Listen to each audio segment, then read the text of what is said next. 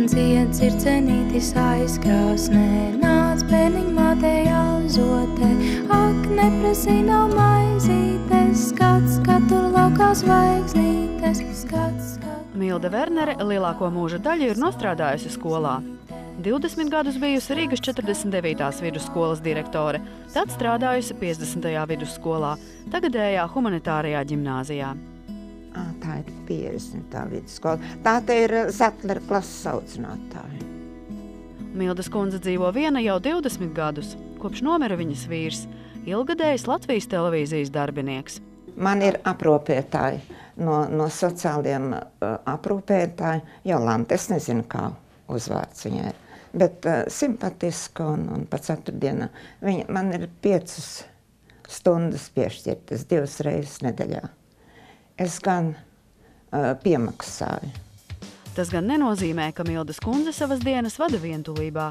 Ik pa laikam viņu apciemo bijušie skolēni, māsas mazbērni un draudzenes no Kristapa fonda, organizācijas, kas gādā par veciem ļaudīm. Kopā ar Tautas balsi pie Mildas Verneres ieradās arī kāds neparasts ciemiņš – Māris Zonenbergs Zambergs, kuru visa Latvija pazīst kā nerātno Emīlu.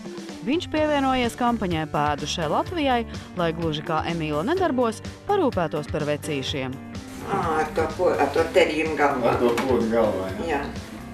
Milda un viņas draudzene Ligita iztincina bijušo Emīlu par filmēšanas smalkumiem un prātīgi noteica, ka Emīla nedarbi ir daudz labāks filmas nosaukums par sākotnējo versiju Trakais Emīls. Emīls jau nekur nav traks, viņš ir neaprēķināms.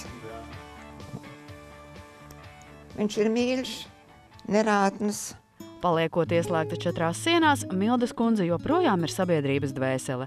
Neklātienē viņa sako līdzi teātra un kino jaunumiem un nepalaiž garām arī skaļākos bestsellerus. Es esmu izlasījis visu krēslu. Jūs ziniet, kas ir krēsli, jā. Es neesmu tās filmas redzējuši. Es tikpat kā Neida, ka man tie radbērni kaut kur aizved, tad es izrakstu Latvijas avīzi. Man jaunieši atnes visu to presi. Tur gan ir privātā dzīve un visu šādu.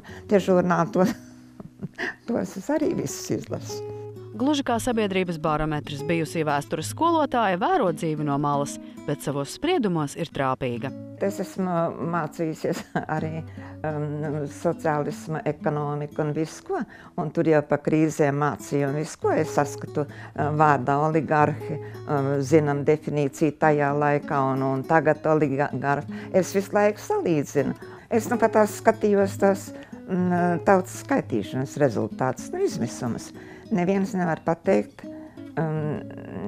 cik tad cilvēks pelna. Viņam ir minimālā alga, prasa, cik tas ir.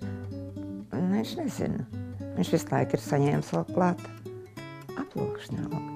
Mildas kundze gan zina pateikt pilnīgi precīzi. Viņas pensija ir apaļi 180 lati. Tā esot laba nauda, par kuru itin nemaz nevarot sūdzēties. Es arī nostrādāju 10 gadus, būdama skolotāja pensionāra, operetē par apkopēju. Un es piepelnīju tik daudz klāt, ka man bija 90 lati.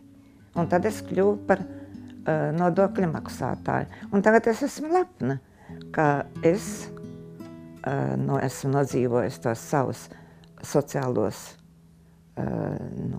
ietaupījumus, un tagad es esmu nodokļu maksātāja. Tagad es dzīvoju uz tiem procentiem, ko es no pensijas maksāju.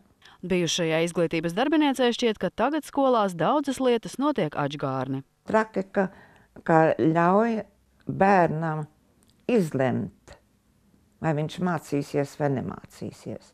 Jāmācās. Tāpēc aug tāda vieglāka attieksme pret vidusskolu, pret skolas prasībām, arī pret augstskolu. Tad jau cik bija 3-5 augstskolas pa visu republiku. Tagad kaut kas ap 60, mīļais Dievs. Dodiet tik šurps ar diplomu. Un tos diplomas ar laikam dala diezgan viegli. Visu mūžu bijusi kustībā un arī vecumdienās joprojām radu bērnu un bijušo skolēnu ielenkumā.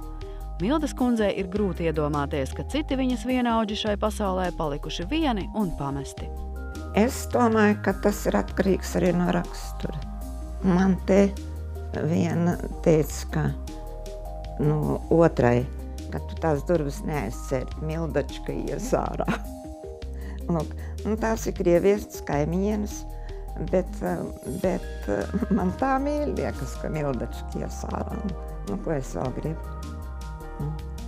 Ka tas ir no tā, ka es arī atsimredzot, esmu kādu palaidas pa darbiem. Mildas Verneres tuvākie cilvēki zina, Sirmā kundze ir lepna un nekad nav čīkstējusi par dzīves grūtībām. Uzzinājusi, ka pārtikas banka šajos Ziemassvētkos plāno iepriecināt vecos ļaudis, Mildas kundze stingri nosaka, katrai paciņai, katram sūtījumam noteikti jāpievieno mīļa vēstule. Bez konfektēm un kafijas vēl varot iztikt, bet bez laba vēlējumiem nekad. Ilva Everte, Renārs Muskars, Tautas balss.